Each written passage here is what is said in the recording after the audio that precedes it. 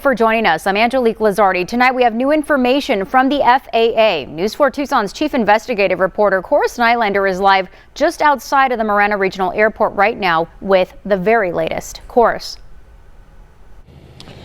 Yeah, well, Angelique, a lot of new information to share with you tonight. In fact, some breaking news. Just moments ago, I spoke with an official from the town of Marana. They tell me the airport here just reopened. A few minutes ago, you would have seen over my shoulder here a large flashing X, which lets passing pilots know that the runways were shut down. That's now been turned off, and just over my shoulder, way down the distance there, you can't see it on camera, but they've turned some of the lights on along the runways here. The NTSB had investigators out here at the scene throughout the day. It appears they have now left the scene as they really try starting to piece together exactly what happened here, what caused this crash, and 2 people to lose their lives.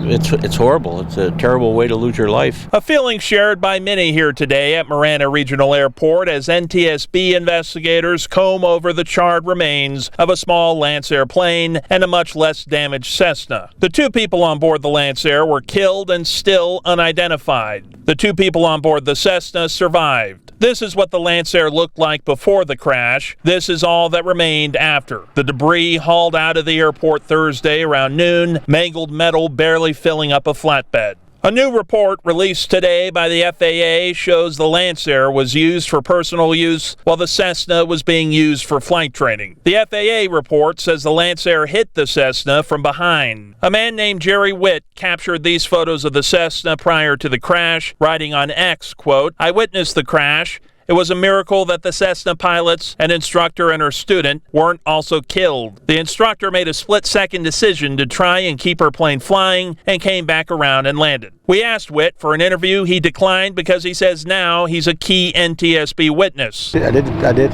flight training here many years ago. Richard Mendoza recently retired from flying after spending many years going in and out of this airport. Oh yeah, many years. He's anxiously waiting further findings from NTSB, puzzled by how on such a perfectly clear day a crash like this could happen. I don't understand how they collide, to be honest with you. And just moments ago, before coming on the air, I spoke with Erwin Castillo. He's a flight instructor for the iFly school, which is based out of the Marana Regional Airport here. He tells me he was up in the air training a student when he unexpectedly got caught in the middle of this tense situation with this crash. A first for him in his long career, he tells me.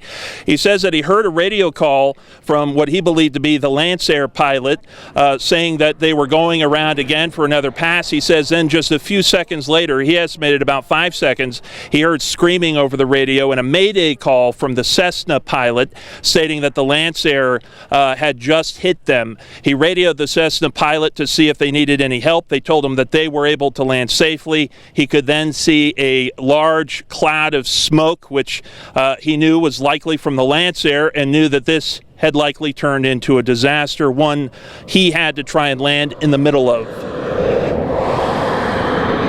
I took the controls from my student and I decided to land the airplane in this high stress environment. Really sad, especially what I call a familyhood. We have lots of people out there flying and we want to make sure that everybody's safe.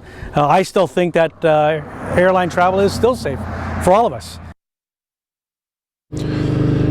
And he says it was also a very close call for the Cessna. He says that the plane went just perhaps feet from clipping this fence here right behind me and then almost hitting a semi-truck. So he believes, should be counting their blessings as well in all of this.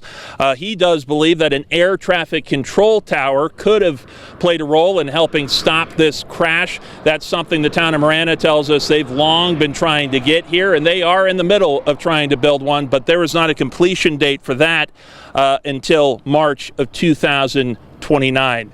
Right now, the NTSB still in the middle of that investigation. We'll update you as we learn more of the facts from investigators. We're live tonight from Marana. Cora Nylander, News 4 Tucson.